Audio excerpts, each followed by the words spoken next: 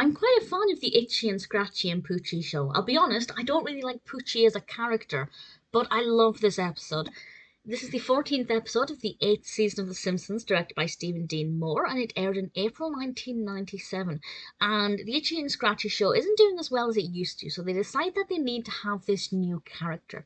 And they come up with the character of Poochie, who is meant to be likeable and appealing. He's meant to be cool. He's got the backwards cap and the sunglasses, and he's meant to be quite hip and appeal to, younger viewers. And they need to find a voice for Poochie. And there's this great sequence when they're trying to find the voice, and I had a lot of fun watching that. But ultimately, the voice goes to Homer. And it's all about Homer voicing this character, and, well, what happens as a result of that. I don't want to go into too much more detail. I don't want to spoil too much more about it.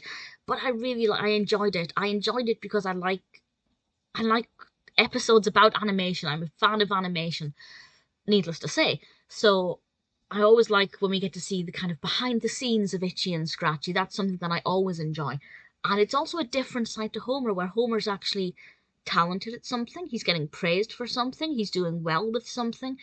Homer is actually quite a skillful character when he puts his mind to it. And that's a side to him that I really enjoyed. And we get to see him having all of his kind of successes as Poochie. But obviously Poochie's fate is not necessarily that clear.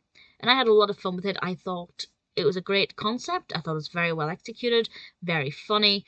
Really enjoyed the behind the scenes of Itchy and Scratchy. I don't have too many more thoughts on it, to be honest, because it's one of those episodes where just from start to finish I loved it. There's maybe nothing specific that I could pinpoint as saying this bit I thought was done well or this bit I thought was done well, because actually, as a whole, I thought it was done well. I thought the whole thing is really entertaining, really engaging. Homer was a lot of fun.